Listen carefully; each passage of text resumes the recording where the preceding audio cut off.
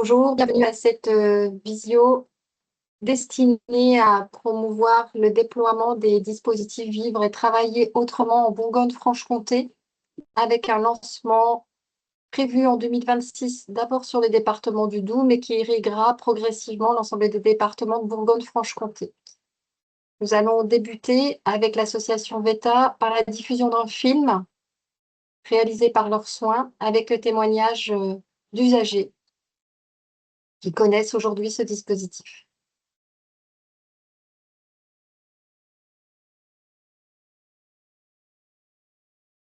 Merci, Madame Cos.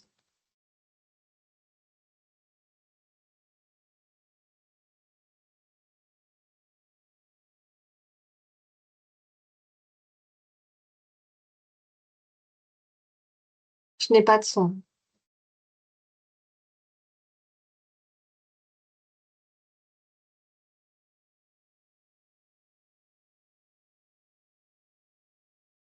Pour le partage, il faut cliquer le petit bouton indiquant le son avant de partager.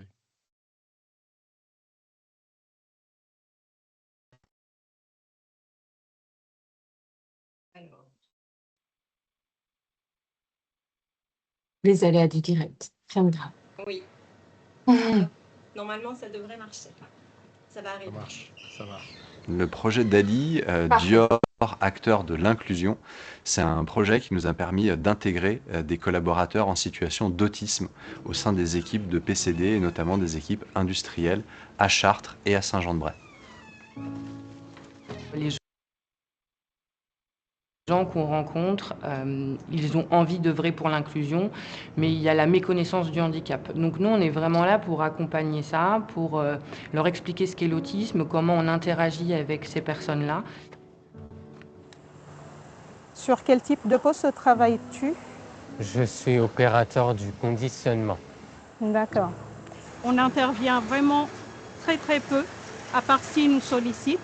On crée des supports visuels pour l'aider au maximum à structurer et à comprendre ce qu'on attend de lui.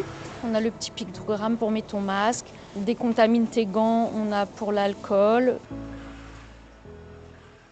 C'est des gens qui n'auraient pas accès en fait au travail au vu de la déficience et de l'autisme. Et donc du coup, nous, on leur permet, avec un ensemble de partenaires, d'avoir accès à une vie ordinaire. Et donc, on arrive à avoir Rémi et Vincent au travail aujourd'hui.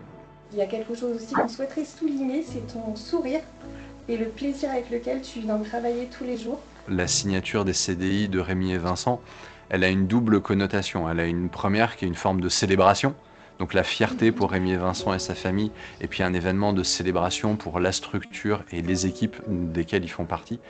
Voilà. J'ai bataillé pour qu'ils puissent aller à l'école comme les autres. J'ai bataillé pour qu'ils soient admis à l'IME. J'ai bataillé pour les prises en charge, pour les rééducations, l'orthophonie, la psychomotricité, l'ergothérapie. J'ai fait énormément de travail administratif. J'ai dû arrêter de travailler pour pouvoir m'occuper de Rémi. Donc c'est vrai que désormais, le savoir autonome, pris en charge dans son appartement, ayant son travail, et j'ai beaucoup confiance en lui désormais, donc c'est vrai que pour moi, je souffle enfin. Oui. Ah oui, il compte, et puis il y a une rapidité, regarde. Il a des talents cachés, notre fils. Il a des compétences qu'on n'imaginait pas. On a toujours dit depuis des années, enfin depuis qu'il est petit, mais c'est impensable qu'il atteigne le monde du travail. Et là, il l'a fait. Parce que Vincent, c'est le Rémi et Vincent, ils se sont parfaitement intégrés puisqu'aujourd'hui, ils sont polyvalents. Ils arrivent à réaliser plusieurs postes de travail, voire à travailler sur plusieurs lignes. Et c'est un vrai vecteur de développement de la bienveillance et de l'esprit collaboratif au sein des équipes de Parfums Christian Dior. Il a, je dirais, désormais une place dans la société. Il est reconnu, il travaille, il a son appartement. Comme s'il ne subissait pas sa vie, mais il devenait complètement acteur de sa vie. Maman, au revoir maman. À tout à l'heure Vincent. Et bravo encore, hein. Bravo. Allez, au revoir. Au revoir. Bravo Vincent. Nous, on estime que c'est naturel. Pour eux, c'est une chance. Donc, merci. Je suis fière d'accompagner Rémi. Il nous a acceptés, on l'accepte comme il est et maintenant il fait partie de notre équipe. C'est une personne à part entière. Ça a vraiment été une belle expérience, je pense, pour l'entreprise. On va continuer à du coup développer l'inclusion au sein des 2 usines. Et on voit l'engouement et le changement de regard aussi que ça impulse sur la société de manière plus large en fait. C'est merveilleux pour nous, lorsque le matin on entend, alors qu'il se lève avant nous, il se prépare tout seul, chanter sous la douche à l'idée de savoir qu'il va venir travailler chez Dieu.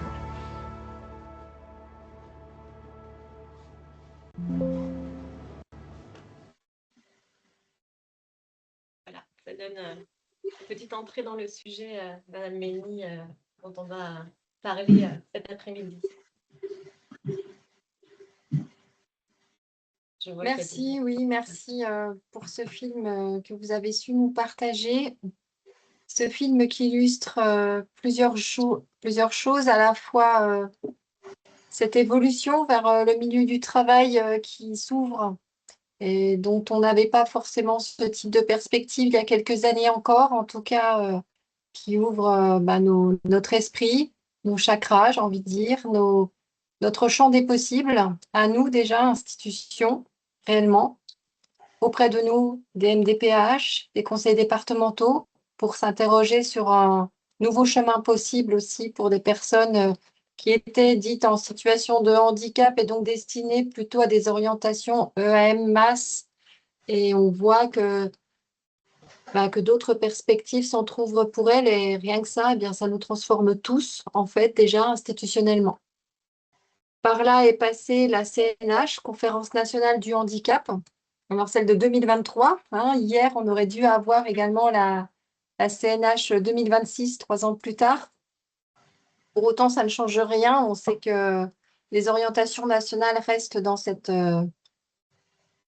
même volonté depuis Madame Cluzel, aujourd'hui Madame Gaillard-Minier, mais on sait qu'on est sur les mêmes volonté réellement politique de pouvoir se réinterroger sur les parcours des personnes et se dire que le milieu dit spécialisé, les établissements médico-sociaux, ont peut-être aussi d'autres partitions à jouer aux côtés du milieu ordinaire et avec un milieu ordinaire qui s'implique, qui s'engage. Ça sera le cas avec le témoignage tout à l'heure du groupe LVMH.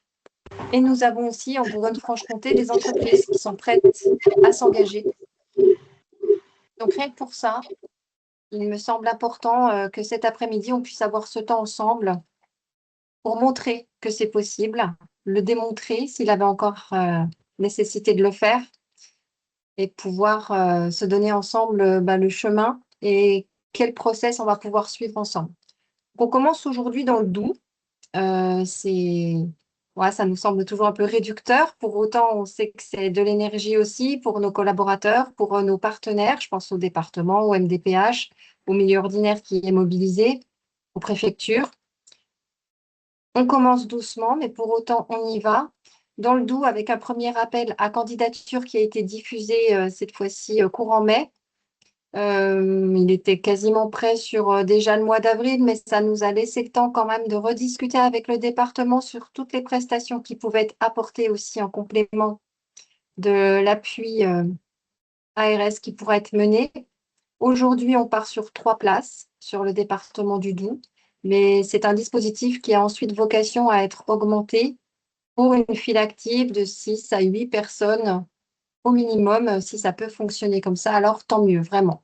Ensuite, d'autres départements seront aussi approchés, puisqu'on a convié VETA, l'association, à venir nous appuyer dans les autres départements, disposer de son ingénierie pour pouvoir aller rechercher d'autres entreprises.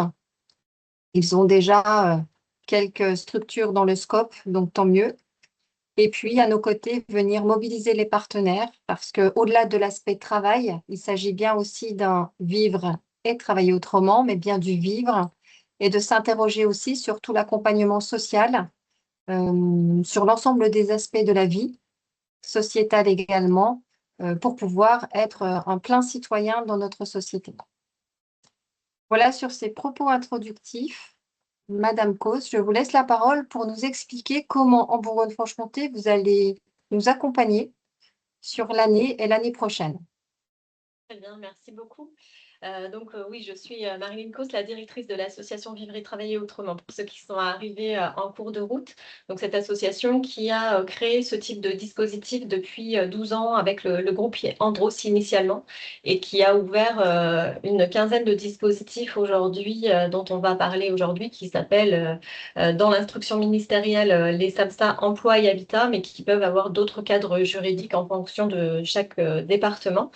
On parle bien sûr de l'inclusion de personnes autistes avec déficience intellectuelle et qui ne communiquent pas forcément à l'oral et qui ont fait leurs preuves un peu partout dans les 15 sites avec lesquels on travaille aujourd'hui. Donc, ce n'est plus une expérimentation. Aujourd'hui, c'est un droit de ces personnes de pouvoir travailler en milieu ordinaire. Sur cette région Bourgogne-Franche-Comté, on a commencé à travailler initialement avec le groupe Safran à Besançon, qui souhaite se lancer dans cette aventure du recrutement. Donc, une première dans une entreprise aéronautique, même si on étudie en ce moment plusieurs entreprises aéronautiques en France. En tout cas, voilà, le premier qui ouvrira fera l'expérimentation de l'aéronautique. Mais on l'entendra tout à l'heure avec le témoignage de Jean-Rémy, où on peut être effectivement dans différents domaines. Donc, on accompagne, nous, sur chaque territoire à la compréhension de ce type de dispositif, comment on choisit un candidat, comment on recrute une personne en fonction de l'entreprise, puisque le profil sera toujours la base d'une personne autiste avec déficience intellectuelle. Par contre, on recherchera finement, en fonction de l'entreprise qui recrute, des compétences professionnelles, parce que les entreprises, c'est bien cela qu'elles viennent chercher. Donc, ce ne sera pas n'importe quelle personne autiste, par exemple, si on prend l'exemple de l'entreprise Safran à Besançon, parce qu'on va avoir des tâches dans cette entreprise qui vont être très minutieuses, très précises, etc. Là où il pourrait y avoir d'autres postes, par exemple chez Andros, où ce sont des postes où je suis debout avec du port de charge, etc. Donc, en fait, on va aller à chaque fois chercher un candidat très spécifique aux besoins de recrutement de l'entreprise. Comme le disait Madame Mény tout à l'heure, il y a d'autres départements où on commence à approcher des entreprises qui souhaitent pouvoir se lancer dans l'aventure, que nous n'avons pas encore étudié sur cette région, mais que nous avons déjà étudié sur d'autres départements, ce qui est le cas par exemple dans la Nièvre, d'une entreprise que je vais rencontrer au mois de juillet pour pouvoir avancer sur ce sujet. Donc, on pensait initialement que les entreprises n'étaient pas forcément très engagées dans le recrutement, et vous verrez avec le témoignage de Jean-Rémy que ce n'est pas toujours vrai. Et en général, c'est plus facile de travailler avec les entreprises qu'avec l'ensemble des partenaires qu'il faut pouvoir mettre autour de la table pour développer ce projet, parce qu'on a la chance là sur votre région qu'un appel à candidature voilà, ouvre dans le Doubs, mais à chaque fois, nous rencontrons chaque ARS, chaque département et chaque association médico-sociale qui accompagne les personnes autistes pour présenter ce projet, et pour ceux qui le souhaitent, les accompagner dans la rédaction de l'écriture de cet appel à candidature, et avec une ingénierie de projet aussi que l'on développe sur les départements pour mettre en place l'ensemble des accompagnements nécessaires pour la personne autiste, mais aussi pour cette équipe éducative je ne vais pas dire SAMSA Emploi et Habitat, parce que sur certains départements, ça ne sera pas forcément ce cadre juridique-là, mais en tout cas, cette équipe éducative qui sera dédiée au dispositif, et cette équipe qui interviendra autant dans l'entreprise que sur la partie habitat, puisque pour le coup, c'est comme ça que nous avons travaillé partout en France, c'est que c'est une seule et même équipe qui va former la personne autiste. Cette équipe sera elle-même formée à ce type de dispositif, parce que même quand on a des experts de l'autisme, il y a un gros décalage entre cette expertise autisme et l'expertise qui est nécessaire aussi au sein de l'entreprise pour mettre en adéquation ce qui est possible de mettre en adéquation en termes d'aménagement de poste, etc. Et tout ce qu'on sait qu'il faut pouvoir mettre en place pour une personne autiste, comment circuler, la signalétique, etc. Et dans ce nombreux partenariats, il y a aussi les Cap Emploi, les MDPH, la GFIP qui vient intervenir sur le financement d'aménagement de postes, qu'on travaille aussi avec Cap Emploi sur le montage de dossiers avec les entreprises. Donc en fait, c'est un dispositif qui demande à beaucoup de partenaires différents de pouvoir se mettre en ordre de marche, où chacun a sa place, parce que chacun va pouvoir apporter à chaque fois son expertise fine dans un domaine et permettre que cette inclusion devienne possible. Alors, j'ai été au cabinet de la ministre la semaine dernière et volontairement, je vous dis inclusion là tout de suite, mais il nous est demandé maintenant de ne plus parler d'inclusion, mais de parler de recrutement, ce qui est une réalité, puisque pour le coup, là, on va vous parler de candidature et de recrutement. On est en milieu ordinaire, les entreprises, elles cherchent des candidats qui vont recruter, postuler, et ça tient à cœur à la ministre que dans notre langage, on arrête toujours de mettre en avant le handicap, mais qu'on parle de compétences et qu'après, on aménage en fonction des besoins de la personne en structure avec tous les partenaires qui sont susceptibles de pouvoir intervenir pour faire avancer les choses. Peut-être, Madame Mény, on peut suivre dans les autres témoignages qui vont détailler beaucoup plus après finement sur comment on Tout avance. à fait. Et bien après, cette évolution du vocable, effectivement, qui est une véritable discipline pour nous, parce qu'on n'a pas cette habitude, mais il faut absolument qu'on s'y raccroche pour nos prochains exposés. Et puis, au-delà du vocable, c'est toute une philosophie derrière qui nous permet d'induire des comportements nouveaux, nous aussi, vis-à-vis des organismes gestionnaires qu'on accompagne. Merci. Donc, le prochain témoignage, si je ne me trompe, c'était celui d'un employeur qui s'engage, donc celui de LVMH, avec votre présence, Monsieur Touze. Oui, bonjour. Peut-être avez-vous un support ou non? Ah non, j'ai pas de Non, support. ça va, donc pas de Non, présentation. non, Très bien. j'ai pas de support. Donc moi, je suis Jean-Rémy Touze, en charge de l'inclusion et du handicap au sein du groupe LVMH. Et nous avons signé un partenariat avec VETA, fort de notre première expérience chez Guerlain. On a signé ce partenariat, je pense, en 2022 ou 2023, je ne sais plus. 23. Et l'objectif de ce partenariat, c'était de développer VETA au sein du groupe LVMH, dans les différentes entreprises que compose le groupe LVMH, qui est un conglomérat de luxe, Louis Vuitton, Sephora, Dior. Il y a 75 maisons, donc je ne vais pas toutes les citer.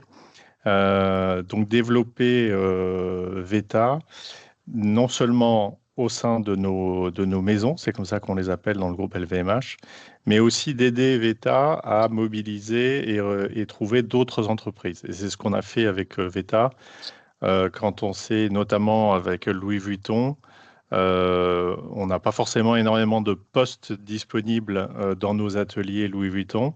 Donc, on a mobilisé avec VETA d'autres entreprises voisines.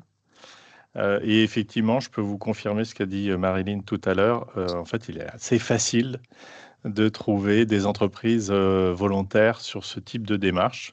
Alors, si moi, je reprends les motivations d'LVMH, nous, dans notre politique handicap, on avait deux axes importants. C'est développer l'emploi pour des personnes évidemment en situation de handicap, mais en ouvrant sur le handicap intellectuel et le handicap psychique. Et donc, on a cherché des partenaires sur ces deux dimensions. Et effectivement, sur le handicap intellectuel, on a trouvé VETA. Et on en est très content parce qu'on est conscient qu'on parle de personnes avec des handicaps intellectuels importants et avec des difficultés de communication qui sont des vraies barrières à l'emploi. Et on est très fiers. En fait, c'est ça qui s'est développé dans nos usines. C'est une très grande fierté et une nouvelle motivation de nos salariés, bien sûr, à contribuer à fabriquer des produits de grandes marques, mais en plus d'intégrer des nouveaux profils et en travaillant, d'aider ces personnes à s'insérer dans le collectif de travail. Donc, c'est une fierté supplémentaire de tout l'encadrement, mais aussi de tous les collaborateurs. Et ça, c'est un effet très positif qu'on a pu constater, pas seulement dans un site, mais dans tous les sites dans lesquels on a recruté des collaborateurs. Donc, c'est un processus assez long, et notamment du fait de cette complexité administrative que moi j'ai découvert à travers VETA, les ARS, les MDPH, les conseils départementaux, enfin tout ça c'est extrêmement difficile à mobiliser, mais on y arrive. Et ce qui est intéressant, c'est effectivement, moi, à cette occasion, moi j'ai rencontré des gens des ARS, je ne savais pas ce que c'était que les gens des ARS, ou des conseils départementaux qui s'occupent du handicap. Donc c'est aussi intéressant, c'est qu'en termes d'un point de vue citoyen, c'est de mettre ensemble des acteurs qui font avancer la lutte contre la discrimination, et c'est en travaillant ensemble qu'on y arrive. Voilà, donc moi je l'ai dit en introduction, mais on a 8 salariés aujourd'hui, 5 dans notre usine de Guerlain à Chartres, qui est la première usine à s'être lancée, et du fait d'un engagement d'un de nos DRH local qui avait rencontré Jean-François Dufresne, qui est le fondateur de VETA. Et donc, on a vu cette expérience et on a voulu la développer. Donc, on a commencé en 2021 à Chartres. Et ensuite, on a fait bien sûr la publicité de cette expérience. Dior, Parfum Christian Dior s'est lancé là-dedans. Donc, ils ont un salarié à Chartres et maintenant à Saint-Jean-de-Bray, donc à côté d'Orléans, pas très loin de L'Oréal-Lorme d'ailleurs. Et on constate à chaque fois la même chose, c'est-à-dire une très grande fierté de l'ensemble de l'encadrement et du collectif du travail pour cette intégration. Donc, c'est vraiment du gagnant. La difficulté qu'on a, nous, en tant qu'entreprise, c'est le mi-temps. Et le mi-temps, il faut l'insérer dans un rythme de travail qui n'est généralement pas adapté au mi-temps. Donc, ils travaillent le matin, nos collègues. Et donc là, ça nécessite de réfléchir bien à son organisation. Mais nous, on arrive à chaque fois à dépasser cet obstacle. Et la plupart des entreprises aussi y arrivent. Alors, c'est pas parce que c'est LVMH qui a de l'argent qu'on fait ça, mais toutes les autres entreprises qu'on a mobilisées sont des entreprises de tout type et de n'importe quel niveau de profitabilité. Donc voilà, nous, effectivement, on estime qu'on doit faire partie des premiers, mais en réalité, on se rend compte que ça marche dans tous les secteurs et à quel que soit le niveau de profitabilité, parce que ce sont vraiment des gens qui apportent un vrai métier, une vraie compétence en production. Vraiment, on constate qu'ils sont toujours présents, toujours très précis. Et ça, c'est quelque chose d'extrêmement favorable à leur épanouissement dans l'entreprise et à la qualité du travail. Donc pour nous, un bilan extrêmement positif, et c'est pour ça qu'on va continuer. On a déjà des stagiaires ou des au statut ESAT qui sont dans les usines que j'ai citées, et on va continuer à recruter. Voilà ce que je pouvais vous dire. Je ne sais pas si vous avez des questions. En tout cas, voilà notre expérience. Et puis, effectivement, l'expérience avec les parents, ça aussi, c'est quelque chose d'un peu nouveau, parce que généralement, quand vous recrutez quelqu'un, vous ne rencontrez pas les parents. Mais là, le fait de rencontrer les parents, de voir l'émotion des parents au moment de la signature du contrat de travail, bon, c'est quelque chose en tant que manager assez bouleversant. Parce qu'on sait qu'on change la vie du jeune, mais on change la vie, en fait, souvent des parents, et on change aussi la vie des enfants, des frères et sœurs, qui, eux, voyaient la charge potentielle de de leurs frères et sœurs, et ben, de se lever. Et donc, il y a un soulagement, une fierté. Donc, en réalité, pour un salarié recruté, vous faites au minimum 4 ou 5 personnes heureuses et épanouies et libérées d'une contrainte très lourde qui s'exerçait depuis des années. Et on a vu à travers le témoignage de la mère de Vincent, je crois, tout à l'heure, à quel point le parcours des parents est compliqué, difficile, stressant pour accompagner leur enfant. Et là, une solution comme VETA, ça change la vie. Alors, vous évoquiez l'écosystème modifié au sein de la cellule familiale. Pour autant, l'écosystème, on l'a vu dans d'autres vidéos aussi de l'association VETA, c'est aussi un écosystème parfois interne à vos entreprises qui s'en trouve aussi modifié. Est-ce que là-dessus, vous avez vu aussi des évolutions au sein même de votre entreprise, de vos entreprises? Oui, le climat social change. Alors déjà, au bout d'un moment, on le voit dans notre usine, l'usine de Guerlain, qui a des salariés donc depuis 2021, ils sont aujourd'hui totalement intégrés. C'est-à-dire qu'il y a un pot, il y a une fête, voilà, il n'y a plus du tout le côté, ils sont un petit peu à part, ils sont totalement intégrés et eux se sentent bien avec leurs collègues. Donc, vous les voyez aujourd'hui, vous ne dites pas c'est des autistes sévères. Donc, vous vous dites c'est des gens qui ne communiquent pas beaucoup. Mais voilà, à partir du moment où ils ont depuis plusieurs années des relations de proximité avec leurs collègues, on dépasse complètement les contraintes qu'ils ont pu vivre en termes de communication et d'interaction sociale. Et on les voit évoluer et ils deviennent, pour beaucoup, ils ne sont plus autistes sévères. C'est clairement, enfin moi je ne suis pas un spécialiste, hein, mais en tout cas, certains que je vois, je cite souvent l'exemple de Maverick qu'on avait recruté en 2021. En 6 mois, j'avais vu déjà des progressions énormes. La première fois que je l'avais vu, il était sur son poste de travail. Il fallait lui donner la photo en disant il y a quelqu'un qui vient te voir à distance. Et 6 mois après, il nous présentait des visiteurs. Alors, il faut quand même annoncer qui c'était, mais il se présentait vis-à-vis de nous, il nous regardait, il nous présentait son poste. Et encore un an après, on était une vingtaine, on s'est rapproché de lui, il est venu de loin, tout sourire, nous accueillir sur sa chaîne de production, parce qu'aujourd'hui, il pilote une chaîne de production. Donc voilà, donc il y a un vrai bénéfice pour les personnes qui est incontestable. Alors ensuite, chacun a son histoire, les évolutions ne sont pas les mêmes. Mais pour certains, c'est vraiment époustouflant. Je citerai aussi l'expérience de Alexandre, qui lui, il était convaincu, non, Antoine, pardon, Antoine, ses parents étaient convaincus que ça ne marcherait jamais, puisqu'il avait une phobie des crèmes et il travaille chez Guerlain. Et donc, effectivement, il est resté pendant 1 an en statut ESAT, parce que le déclic se faisait pas et on s'est accroché. Et puis un jour, le déclic s'est fait. Toutes les phobies qu'il avait se sont levées.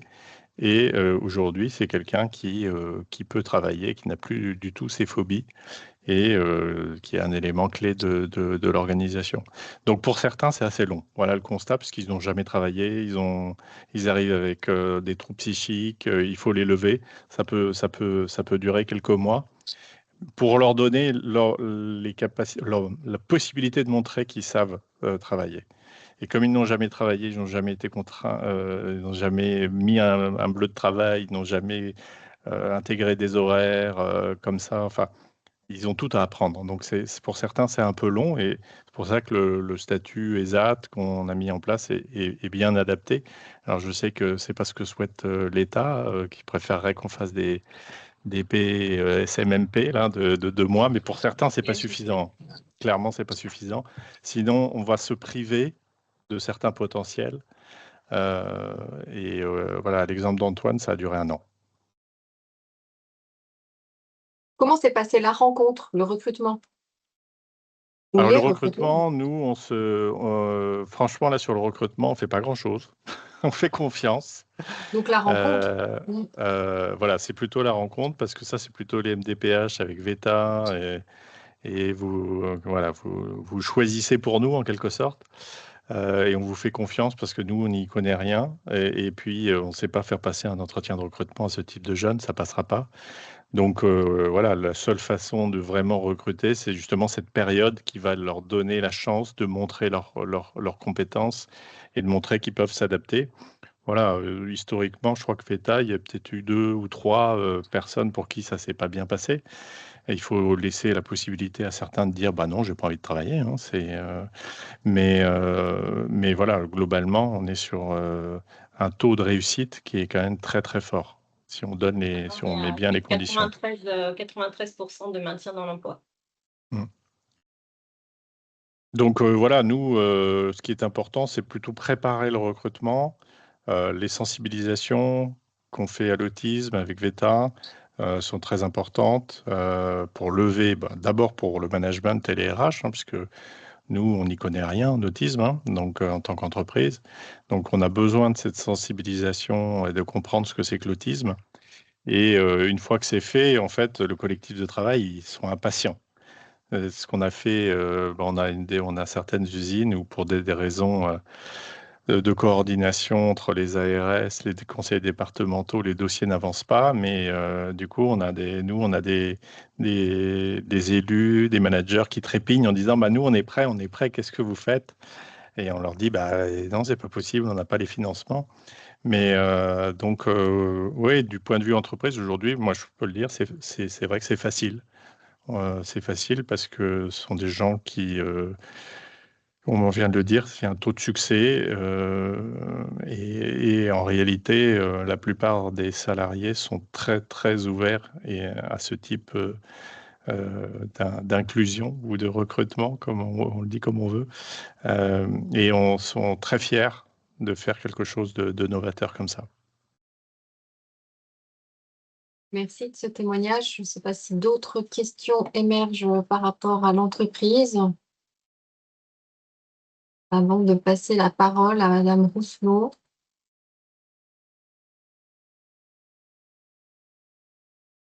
Merci. Merci, à vous. Eh bien, Madame Rousselot, je vous laisse la parole. On voit que le micro est fermé de Madame Rousselot.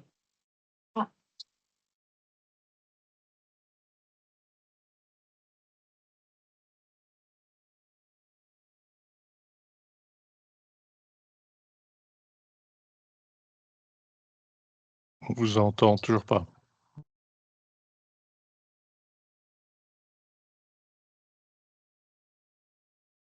Madame Rousseau, vous pouvez nous mettre un message dans la conversation si vous voulez, si jamais il y a un souci pour vous. Parce que tout à l'heure, on vous entendait, on vous voyait.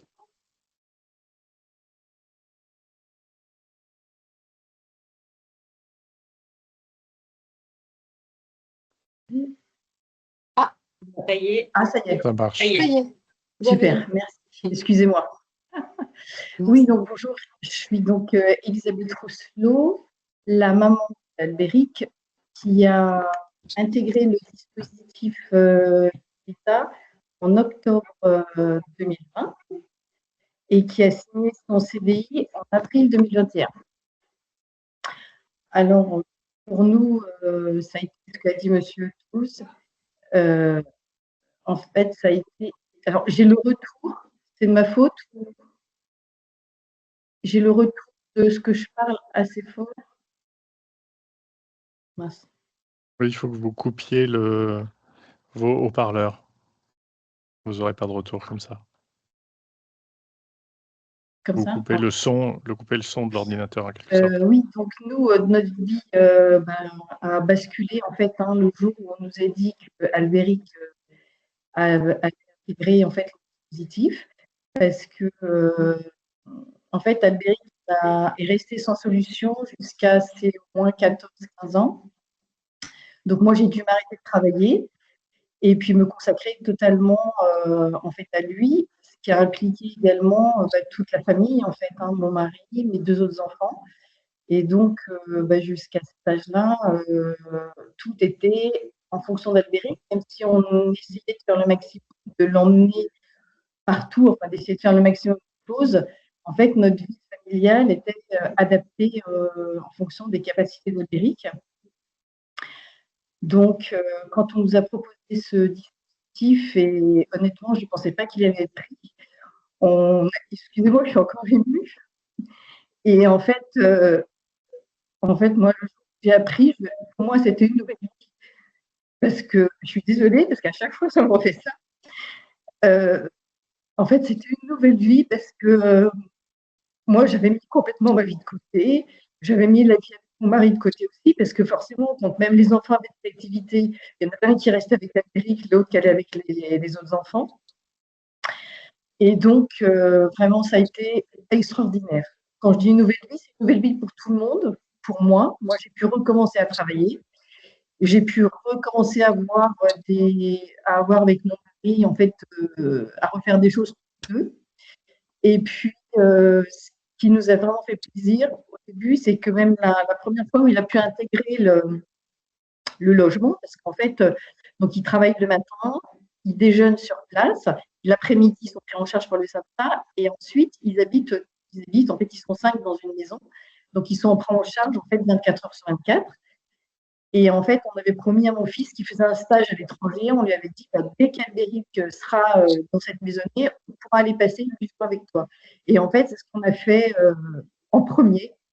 Et donc, c'est vraiment super, très, très contente qu'on puisse lui consacrer, en fait, tout ce temps-là rien que pour lui. Alors qu'il c'est un adulte, parce qu'il faisait un stage étudiant. Mais ça a transformé notre vie, en fait.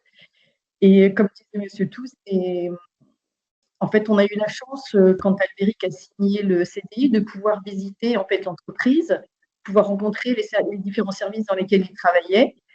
Et en fait, on a été impressionnés par, par la bienveillance, et puis par exactement comme disait Monsieur Touzé, ce que ça pouvait apporter aussi aux personnes en fait qui les encadraient ou qui travaillaient avec eux. En fait, ça donnait un autre sens à leur travail, en fait. Et moi, au départ, je me disais, ils nous disent ça pour faire plaisir, mais en fait, non, pas du tout. Pour eux, c'était quelque chose d'important. Et donc, nous, ça a changé de vie. Comme je disais, moi, j'ai pu retravailler, on peut faire des activités à côté, on a une vie complètement différente. Comme je dis, en fait, on a déposé les valises.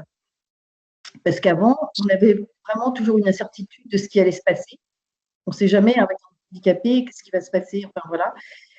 Et là, on a tellement vu par toutes les équipes, que ce soit VETA, que ce soit l'équipe qui les entoure, des PEP actuellement, que ce soit L'Oréal, enfin toutes les personnes, tellement de bienveillance et tellement les prendre comme des individus uniques, chose qui n'était jamais arrivée avant, parce que moi, on me disait non, vu sa spécificité, je suis désolée, madame, mais on n'a pas de place, je suis désolée, enfin, c'était bon courage. Et là, ce qui était impressionnant, c'était vraiment de le considérer comme un individu lambda. Et en fait, ça, moi, j'ai eu du temps je me disais, c'est incroyable, en fait. Et donc, nous, déjà, ça a bouleversé vraiment notre vie. Bouleversé aussi la vie des frères et sœurs, parce que les frères et sœurs disaient, ah oui, ils travaillent, donc ah oui, ils travaillent, enfin voilà, c'était quelque chose, ils travaillent, ils habitent avec des copains, enfin voilà, c'était incroyable. Et pour Albéric, ça a été, c'est pareil, ça a été incroyable en fait, parce que au moins maintenant, il avait, enfin, même si on était très très fusionnels, mais beaucoup trop fusionnels d'ailleurs, en fait, maintenant, il avait un groupe d'amis, ses copains, en fait, ses copains de l'envol, comme il l'a dit, comme il les appelle. Les anniversaires, maintenant, c'est pas que avec papa et maman, mais c'est aussi avec ses propres copains. S'ils veulent inviter du monde à déjeuner ou à dîner, ils peuvent inviter. Enfin, c'est vraiment des colocataires lambda. Par exemple, ils peuvent avoir des activités. Moi, je sais quelqu'un qui fait de l'athlétisme 2 fois par semaine. Il part faire de l'athlétisme. Il n'y a pas on ne les oblige pas à dire, vous revenez à telle heure, vous faites ceci, vous faites cela. Enfin, tout est c'est vraiment des colocataires comme tout le monde, en fait. Hein, ils ont leur vie et c'est absolument incroyable. Et lui, on l'a vu, mais complètement changé. En fait, moi, il me disait je suis heureux. En fait, c'est ça qui nous bouleversait. C'était je suis heureux, maman, je suis heureux. Et on se disait, mais c'est incroyable, en fait, jamais on avait entendu ça de sa part, quoi. Et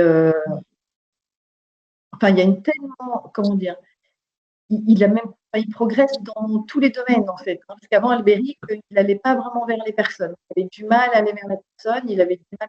Et maintenant, c'est plutôt nous qui sommes obligés de lui dire non, Albéric, attention, parce qu'en fait, il veut aller parler avec les personnes, il veut discuter avec les gens, il veut donc, en fait, même quelquefois, c'est un petit peu trop, on est obligé de le limiter, mais c'est incroyable, quoi. Même les personnes, nous, si vous voulez, on voit qu'il progresse tout le temps dans plein de domaines. Par exemple, avant, aller acheter dans un magasin, c'était un peu compliqué de rester avec lui, essayer un pantalon, mais après, voilà, il fallait jauger.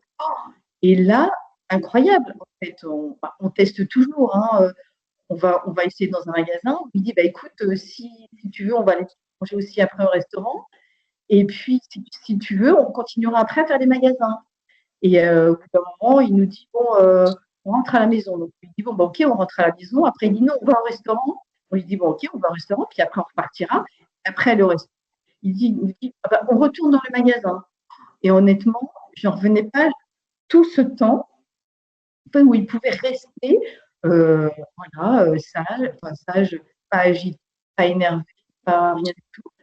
Quand, enfin bon, excusez-moi, parce qu'en fait, en même temps, il y a plein d'images positives qui arrivent. Comment dire, nous aussi, la différence par rapport à avant, c'est que moi, je me sentais éducatrice en fait de mon enfant. Donc je me disais, il faut que je fasse faire ça, il faut que je lui fasse faire ci.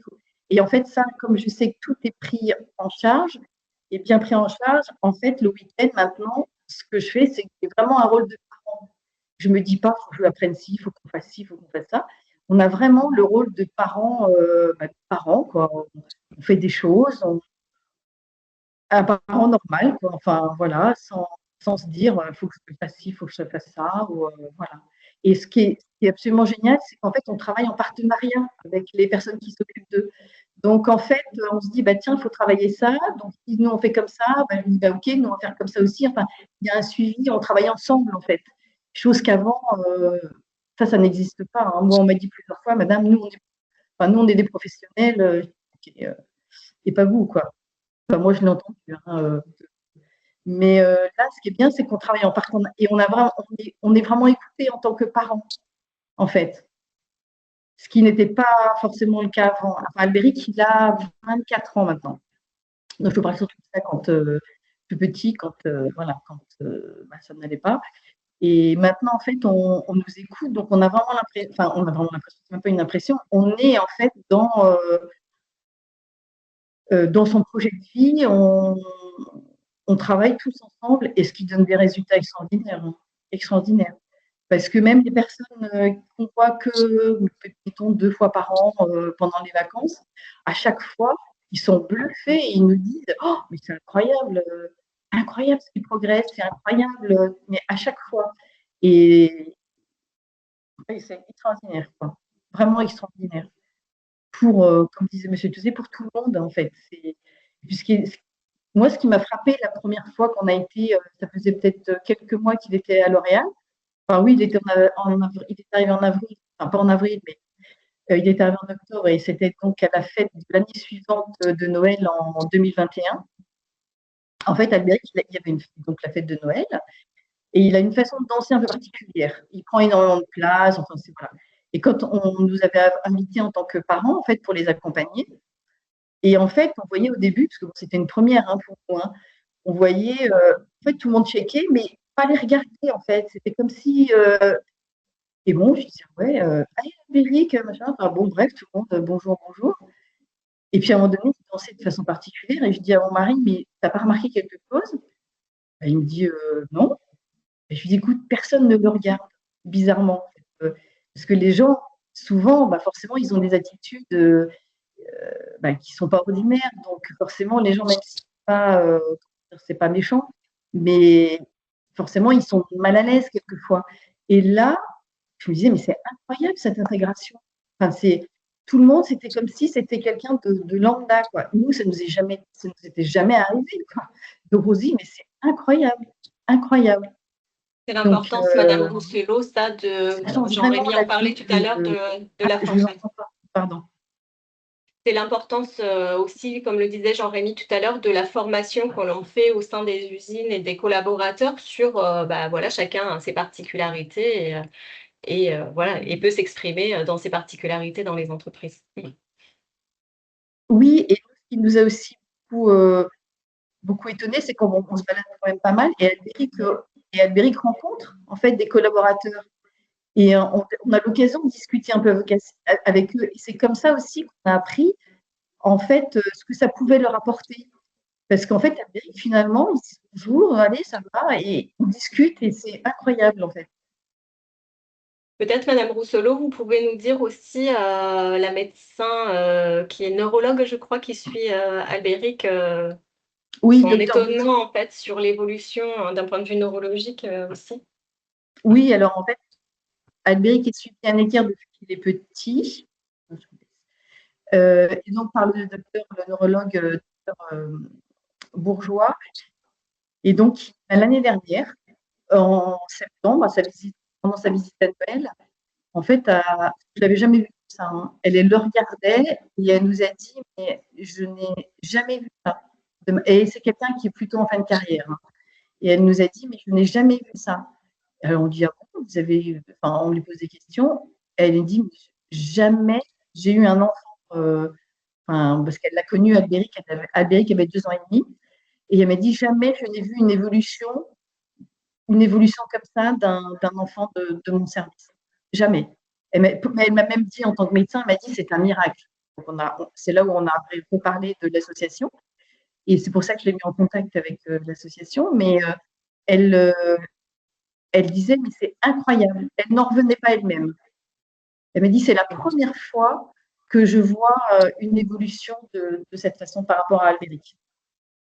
Et c'est en ça que Jean-Rémy disait tout à l'heure, presque au bout d'un moment, ils sont plus, entre guillemets, autistes sévères, même s'il ne faut plus dire comme ça, mais c'est qu'en fait, on voit, c'est pour ça qu'on dit au niveau neurologique, on voit vraiment quelque chose de très important changer et que, effectivement, on n'a plus forcément l'impression, alors la déficience intellectuelle non plus, on voit bien qu'il y a des choses de la remédiation qui se font, donc qui maintenant s'appuie sur les neurosciences, etc. Donc, on en apprend un peu plus parce qu'on accompagne aussi des choses autour de ça. Mais justement, c'est bien pour nous de travailler avec les neurologues qui suivent certaines personnes pour voir ce qui se joue, comment ça se passe, etc.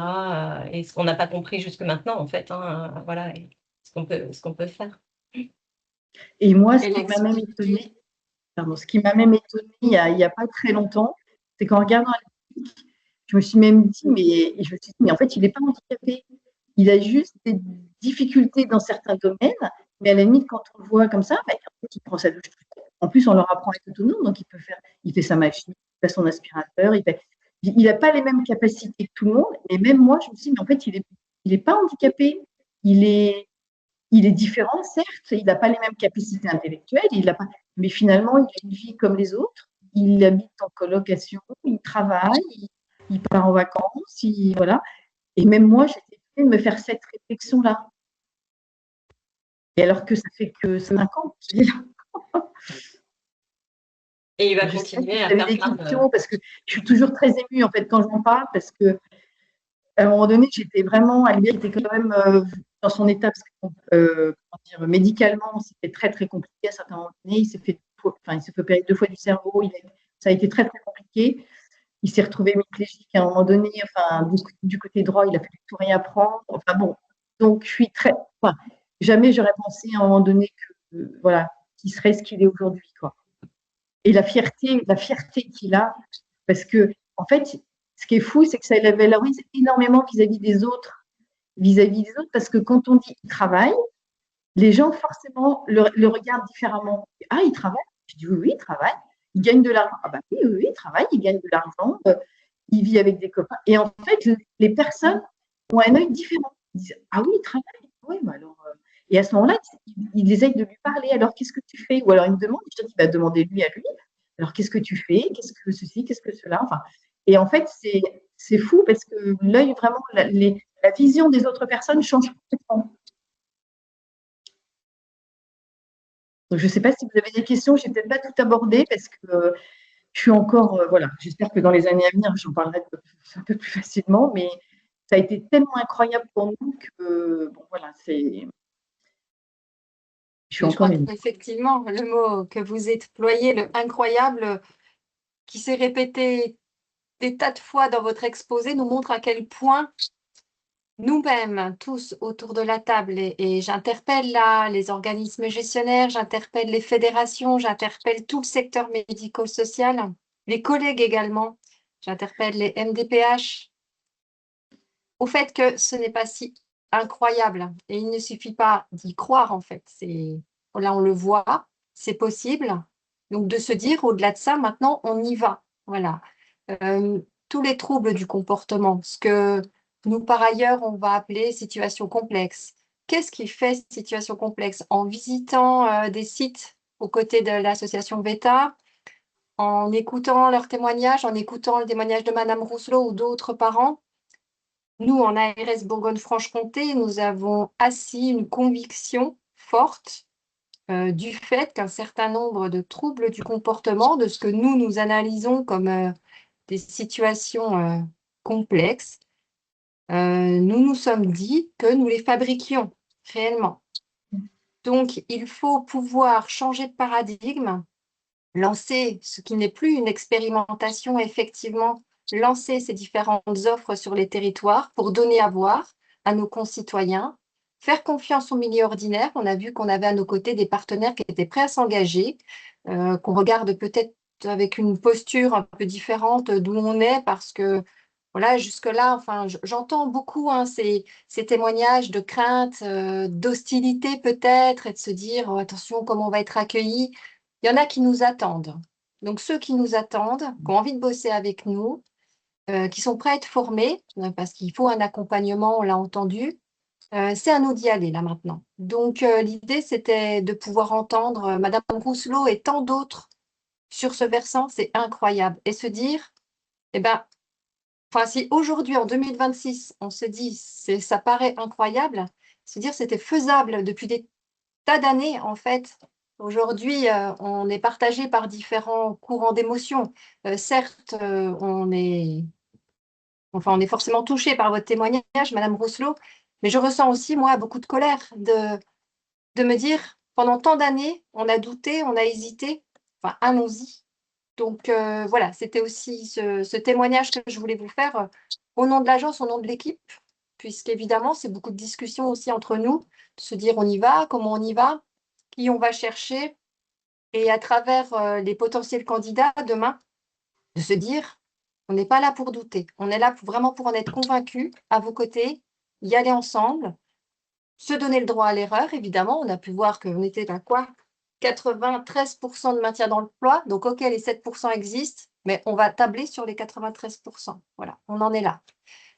Je ne sais pas si l'organisme gestionnaire a pu se connecter. Non, j'ai pas de nouvelles d'eux, donc je ne sais pas vous expliquer, mais par contre, je peux peut-être à leur place, en fait, dire que Beta a inventé effectivement ce type d'accompagnement voilà, en France, mais qu'à chaque fois maintenant, autant la première fois, on a recruté notre propre équipe chez Andros, on a formé les gens parce que personne ne voulait y aller, mais depuis, on a appris à travailler à chaque fois sur chaque territoire avec une association médico-sociale locale que l'on accompagne effectivement à développer voilà, ce type de projet. Et donc, c'est un rôle du porteur médico-social très important qui aime travailler l'innovation et qui, comme vous le disiez, Madame Benyafi, enfin en tout cas moi je le dirais comme ça, qui travaille sur la flexibilité mentale de tout ce qu'on a appris jusque maintenant, tout ce que l'on a pu faire. Je le dis en toute transparence, parce que je suis une ancienne du médico-social, hein, j'ai fait 27 ans de médico-social, j'ai dirigé des établissements médico-sociaux, donc je sais d'où je pars et de ma propre pratique professionnelle, où avant d'arriver chez Veta, voilà, je ne pratiquais pas les méthodes qui sont aujourd'hui recommandées par la Haute Autorité de Santé de cette façon-là. En tout cas, voilà, ce sont des partenaires très importants sur nos dispositifs, puisque au quotidien, c'est cette association médico-sociale qui va former les collaborateurs autistes et qui vont savoir répondre aux questions que se posent les entreprises concernant les adaptations, la structuration, etc. Donc un rôle de ce porteur médico-social qui est vraiment très très important dans le dispositif. Alors peut-être, puisqu'on n'a pas d'organisme gestionnaire à disposition, peut-être nous expliquer comment se passe l'approche avec vos services, comment se passe la rencontre, le recrutement, en lien aussi avec les MDPH, le choix des candidats, l'identification des besoins d'une entreprise et le match qui va se passer entre vous et le candidat. Tout à fait. Donc initialement, comme je vous ai dit, pour aller choisir un candidat, nous, on part des besoins de recrutement de l'entreprise, donc pour vraiment orienter la personne de façon fine et surtout pour que la personne, elle soit mise en réussite. Donc si je prends les premiers exemples qu'on avait fait avec LVMH chez Guerlain, une usine de cosmétiques où on va travailler soit à la chaîne avec d'autres collègues, soit sur de l'emballage, etc. Donc on sait qu'on va avoir des postes qui peuvent être debout, des postes où il va y avoir de la motricité fine qui va être sollicitée, etc. Donc là, on va travailler avec les MDPH et l'ensemble des associations médico-sociales qui accompagnent ce type de profil que l'on va rechercher. Alors souvent, ce sont des personnes qui sont en amendement Creton, en EAM, en femmes, masse, etc. Et donc, on rencontre l'ensemble de ces personnes qui accompagnent ce type de profil. On va leur dire un peu le profil que l'on va rechercher. Donc souvent, on nous dit encore aujourd'hui, en 2026, non, nous, on n'a pas ce type de profil dans nos institutions, ils sauront jamais ce qu'on a, c'est pas les mêmes que les vôtres, les vôtres, on les voit dans les films, ils sont déjà bien trop en capacité de pouvoir travailler. Vous l'aurez compris, Madame Rousseau en a témoigné, Jean-Rémy en a témoigné, quand ils arrivent, ils n'ont jamais entendu le mot travail, hein. Donc l'idée, c'est qu'on se recentre, nous, sur la personne, elle a un diagnostic autisme avec déficience intellectuelle qui est posé. 2, on va demander des bilans réactualisés, ce qui devrait être le cas, parce que la Haute Autorité de Santé demande à ce que les personnes aient des bilans actualisés régulièrement. En tout cas, on sait que ce n'est pas le cas, parce que souvent... donc, des bilans neuropsychologiques, des bilans sensoriels, etc. On va aller demander ce type de bilan qui est moins de 2 ans, parce que quand on a les bilans depuis le diagnostic, quand ils avaient 5 ans, la personne, elle a changé à l'âge adulte. Et ce qui va nous permettre à nous, en fait, de choisir correctement le candidat en fonction des besoins de l'entreprise, de savoir en termes de motricité fine, effectivement, est-ce que c'est possible ou pas possible en fonction de ce que l'on va rechercher. Et donc, souvent, les professionnels des établissements nous disent « mais il n'y a pas de compétences professionnelles ». Si je prends des exemples très précis, là, en ce moment, chez Louis Vuitton, on a été chercher des personnes autistes, effectivement, qui ont accès à cette motricité fine. En fait, on a mis un parallèle avec les activités restreintes qui étaient puzzle, perles, etc. Du coup, on s'aperçoit que la personne, même si on considère que ce n'est pas une compétence professionnelle, nous, on se dit que sur des activités comme ça, on peut percevoir ce type d'envie, voilà, de faire, voilà, et c'est comme ça qu'on met en lien, en fait, les besoins de recrutement de l'entreprise en fonction des postes qui sont dans l'entreprise et la personne. Donc, une fois qu'on a des candidats potentiels, on va, avec l'association médico-sociale locale, rencontrer du coup la famille, la personne, et l'équipe du dispositif va faire ce qu'on appelle du pairing, donc va aller là où est la personne, ce qui a été le cas pour Albéric, par exemple. Il était dans un IME et donc l'équipe s'est déplacée au sein de l'IME et on travaille avec les personnes 1-2 mois en amont. On va sortir du matériel de l'entreprise pour préparer la personne, c'est-à-dire que tous les équipements de protection, par exemple, on va les sortir, apprendre à mettre sa charlotte, sa blouse, ses chaussures de sécurité, comme disait Jean-Rémy tout à l'heure, ils n'ont jamais vu ça, donc on va les entraîner à faire ça en amont, comme ça quand ils arrivent dans l'entreprise, il y a déjà quelques apprentissages qui ont pu se faire. On peut sortir, par exemple, chez Guerlain, on avait sorti des crèmes pour vérifier que déjà, voilà, ils ne s'en mettent pas partout, qu'ils ne cherchent pas à les mettre à la bouche, etc. Donc, on va tester plein de choses comme ça.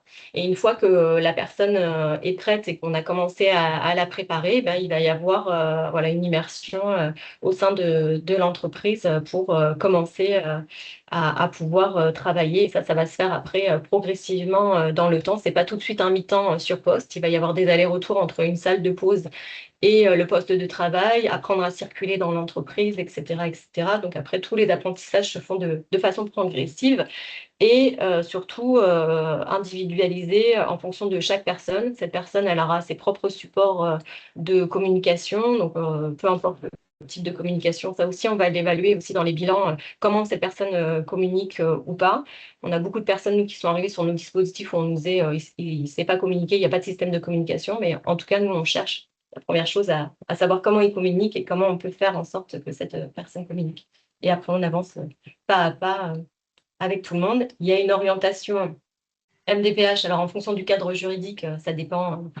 Voilà, quand on parlait tout à l'heure des ESAT, sur certains territoires, ils n'auraient jamais été à l'ESAT, mais ils obtenaient une orientation ESAT pour pouvoir être détachés sur l'entreprise. Ça peut être du SAMSA Emploi et Habitat, ça peut être de la masse hors les murs. On a eu un peu tout type de dispositifs et de cadres juridiques. Donc, la MDPH, sur le territoire, oriente vers le dispositif en fonction de son cadre juridique. Je ne sais pas s'il y a des questions.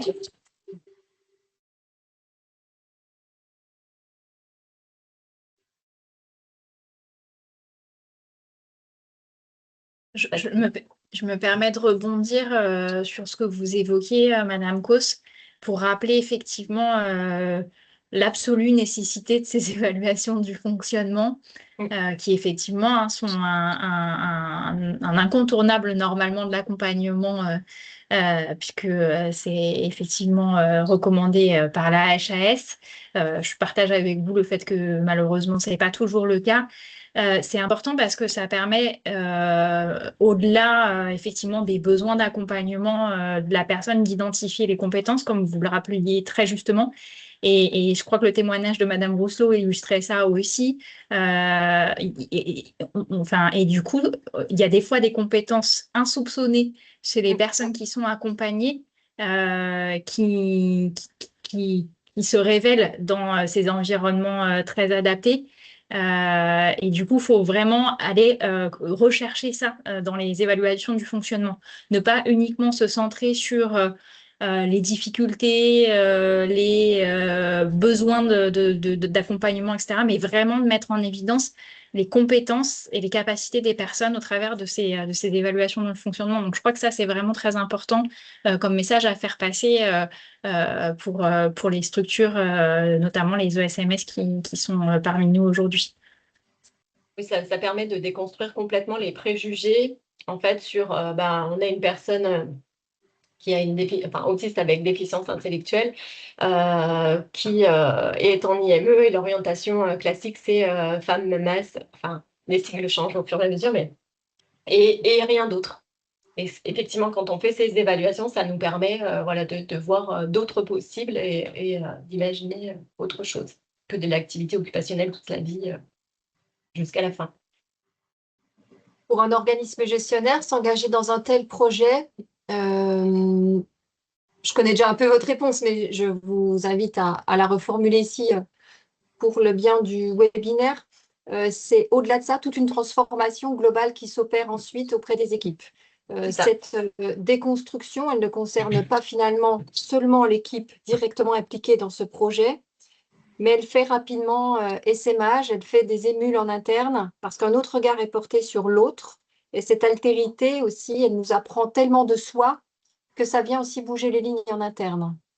Vous savez nous en parler un peu ? Oui, c'est le recul que l'on a sur tous les dispositifs, effectivement, enfin toutes les associations avec lesquelles on a travaillé, où on s'est aperçu que quand on parle beaucoup de la transformation de l'offre médico-sociale qui arrive peu à se faire, en tout cas qui perdure dans le temps à se transformer vraiment, ce que ça a montré quand on a commencé en Eure-et-Loire, Aujourd'hui, ces enfants qui n'allaient pas du tout à l'école, hein, parce que nous, la plupart des collaborateurs qui sont sur nos dispositifs ont été à la maternelle et puis c'est tout, et ont été directement orientés vers les associations médico-sociales. Aujourd'hui, ils travaillent avec l'éducation nationale pour qu'on puisse aller à l'école, puis à terme aller au travail. Donc en fait, c'est toute une transformation de ces associations-là qui se sont engagées, puisque là, on parle d'un des handicaps le plus lourd que l'on peut rencontrer, et que si on sait faire avec ces profils-là, pour le coup, tous les autres, c'est assez facile, entre guillemets, de pouvoir aller vers le milieu ordinaire. Ça permet aussi, le plus gros frein, hein, en fait, hein, c'est que le médico-social et le milieu ordinaire se méconnaissent. En fait, les entreprises ne connaissent pas le médico-social et le médico-social connaît très peu les entreprises, ou quand ils les connaissent, c'est souvent sous la forme des ESAT, donc en détachant du travail pour venir vers les ESAT, ou en ayant dans l'entreprise une zone où on va travailler, mais pas en fait dans l'idée de travailler tous ensemble, peu importe le poste de travail. Donc en fait, ça change les pratiques professionnelles de l'équipe qui intervient. Et en général, on a des associations médico-sociales qui ont plusieurs services, et ils voient bien que ça va faire exemple. Ces dispositifs sont énormément visités par l'ensemble des partenaires des territoires. On fait visiter aux associations médico-sociales qui accompagnent ce type de profil, pour qu'ils puissent venir voir très concrètement comment ça se passe. Et du coup, ça permet de changer un peu les projections de chacun. Et comme je vous disais tout à l'heure, à partir du moment où on a un candidat, qu'on va aller travailler avec lui dans l'institution dans laquelle il est, on emmène les méthodes dans cette institution, l'équipe emmène les méthodes d'accompagnement, et du coup, ça permet à chacun de voir comment on devrait aujourd'hui en France en 2026 accompagner ce type de profil pour pouvoir faire émerger leurs compétences. On met en général 3 à 5 ans. Hein. Ça met 3 à 5 ans sur une association médico-sociale. On met 6 mois à 1 an à former une personne autiste sévère avec déficience intellectuelle à signer un CDI. Et on met 3 à 5 ans à accompagner la transformation des pratiques professionnelles des médico-sociaux. Merci de cet indicateur et de ce rappel. On a beaucoup parlé de travail. Pour autant, l'accompagnement pour vivre et travailler autrement, ce n'est pas seulement l'aspect travail et l'insertion professionnelle, c'est aussi tout l'accompagnement social à côté, un accompagnement H24 sur, on l'a vu avec le témoignage de Madame Rousselot, alors au-delà des équipements de travail, mais de lancer sa machine à laver, porter des vêtements peut-être différents, être dans un lien social particulier avec son voisinage, vivre au sein d'une colocation avec d'autres jeunes ou moins jeunes. Donc, tout cet accompagnement social, comment il se passe? En fait, c'est justement aussi pour ça qu'ils sont à mi-temps dans les entreprises, parce que quand ils arrivent, il y a énormément d'apprentissages différents à faire, parce qu'il y a apprendre à travailler.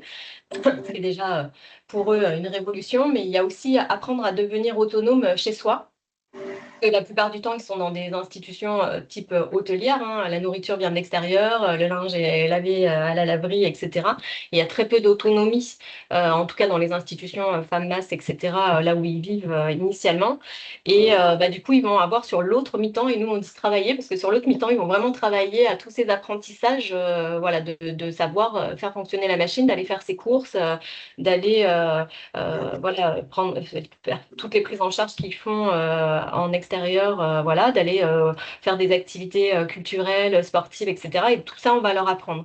Mais par contre, on va agir sur l'ensemble de l'écosystème, parce qu'on va apprendre aussi à toutes les associations qui sont à proximité de leur habitat, tous les commerces qui sont à portée de leur habitat, on va aller former aussi ces gens à comment une personne autiste qui arrive à la boulangerie avec son picto religieuse au chocolat, que c'est normal, etc. Donc en premier, ils y vont avec une équipe éducative.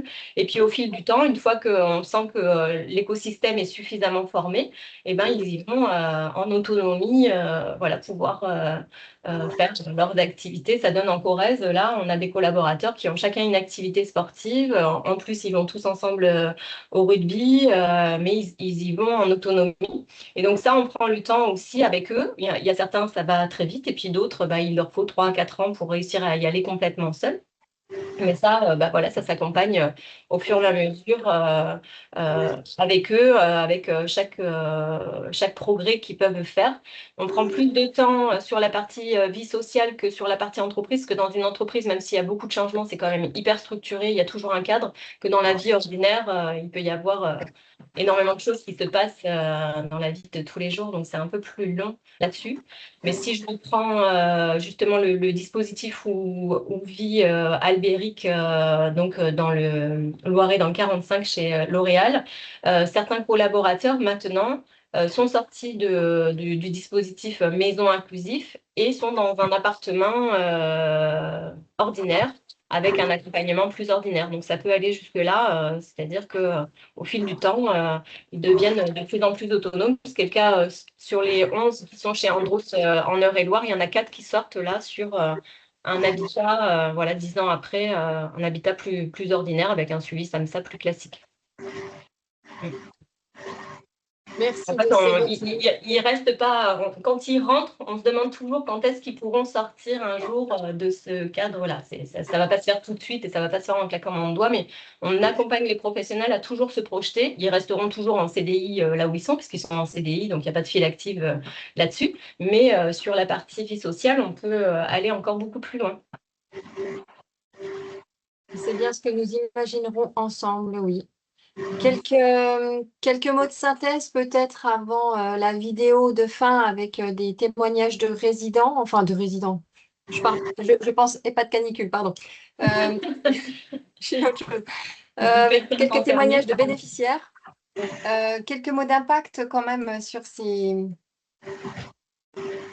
apports que vous nous avez su nous apporter aujourd'hui. Donc, on a pu voir quand même le fossé qui peut exister encore entre le monde médico-social et le monde de l'entreprise qui se méconnaissent et sont appelés à se rencontrer bien davantage là grâce à ce projet, avec un monde d'entreprise qui recherche cette neuroatypie, qui recherche ces compétences très particulières.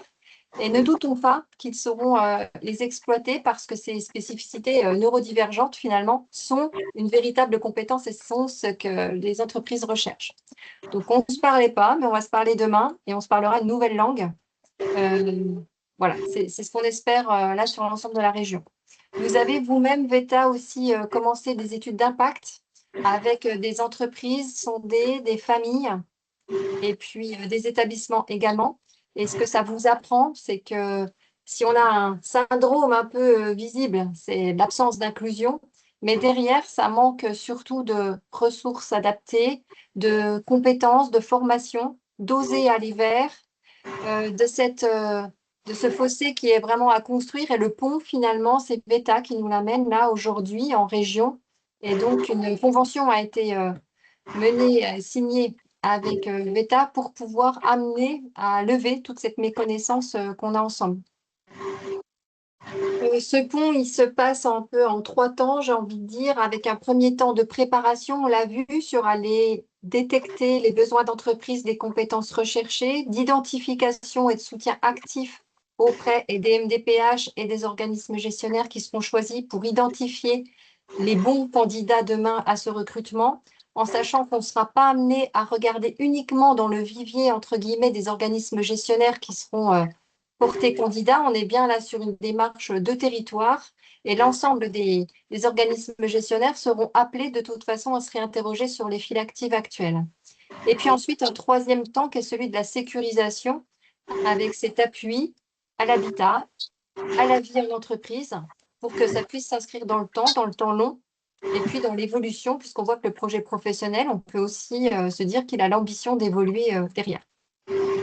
Donc, ces nouvelles pratiques nous amèneront en région à contribuer à l'évolution et à la transformation des pratiques. Vous savez qu'on a une forte politique autour de la transformation et on peut se dire parfois, ça part dans tous les sens. Non, tout ça est très convergent et l'idée, là, c'est de se dire que qui peut le plus peut le moins. Et avec ces projets un peu phares, on souhaite vraiment faire bouger les lignes au sein des organismes gestionnaires qui auront la chance d'être lauréats de cet appel à candidature, mais d'une façon générale, c'est une responsabilité territoriale là, qui s'annonce, populationnelle également, et qui nous amène à faire bouger les lignes sur l'ensemble de la région. Et tant mieux, et heureuse que ce soit à vos côtés également. Voilà, sur les principales données que je voulais vous redonner en cette fin de vidéo. Je vous laisse, Madame Cos, nous partager une dernière vidéo qui sera la dernière, à moins qu'il y ait des remords, des regrets, une dernière question. Après, de toute façon, on reste à disposition s'il y a dans le temps voilà, d'autres questions. Voilà, c'était important pour nous aussi parce que c'est compliqué pour les personnes autistes de témoigner en direct. On commence à le faire avec certains, mais ça leur demande beaucoup d'énergie de se concentrer sur aussi longtemps, voilà, sur des webinaires ou des conférences. Donc, en fait, on avait fait le choix avec d'ailleurs l'entreprise Garlin, de faire témoigner 3 collaborateurs, alors qui ont tous une année, au moment où ils sont filmés, une année voilà, d'intégration dans l'entreprise. 3 collaborateurs voilà, qui communiquent de façon différente et qui peuvent vous dire ce que ça fait chez eux. Donc, n'hésitez pas à me dire pour le son, je fais toutes les manips, mais au cas où si ça ne marche pas.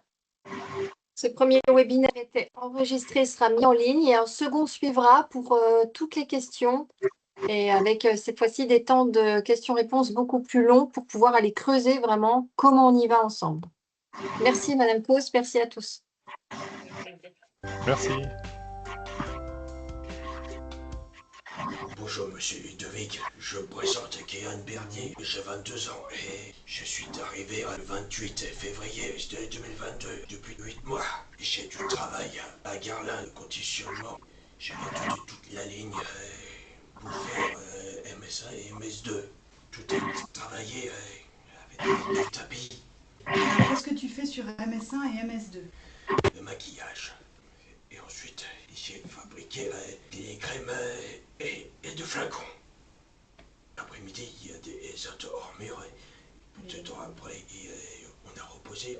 Et il y a toute activité. Il y en a sportif, le réveil musculaire, les apprentissages, sensoriels, pâtisserie et des courses. Le théâtre, le cinéma et sous Hélène. Comment vous vous sentez à Garlin? Je suis pour sage. Et en plus, je suis en train de marrer. Voilà. Bonjour Ludovic. Je m'appelle Émile. Où est-ce que tu travailles, Émile? À Garlin? Ouais. Donc le matin, tu travailles à Garlin? Ouais. Et l'après-midi, qu'est-ce que tu fais? Tu te reposes? Et ensuite, les différentes activités? La cuisine? Émile, est-ce que tu peux nous présenter comment s'articule ta matinée à Garlin? Voilà, donc Émile travaille sur l'MG1. MG1. La pause. LM1. MG1. Ça c'est aujourd'hui. Qu'est-ce que tu fais exactement à Garlin? Montre la feuille. Tu t'installes au poste. Oui. Tu prends les pipettes. Tu les mets dans les godets. Tu mets les boîtes dans la machine. Ouais.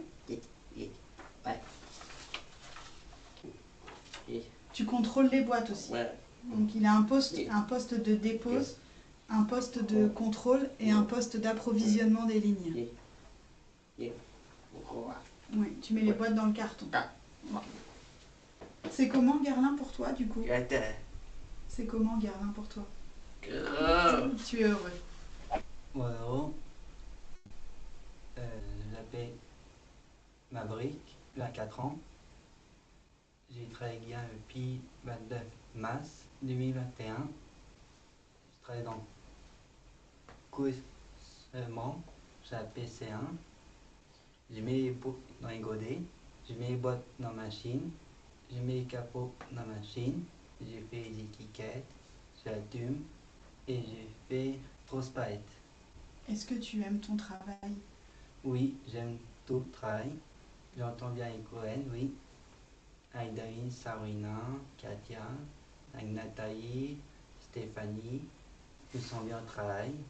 Je suis agréable d'après, je rentre à l'ESAT, je repose.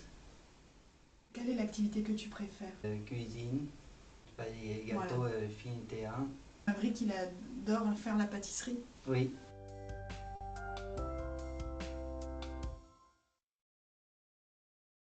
Voilà, ça permet de les voir quelques années après, voilà, présenter leur vision de ce que ça peut leur apporter. Grand merci à tous les collaborateurs, aux témoins. Merci de ces expériences riches. Merci Madame Coste de votre engagement à nos côtés.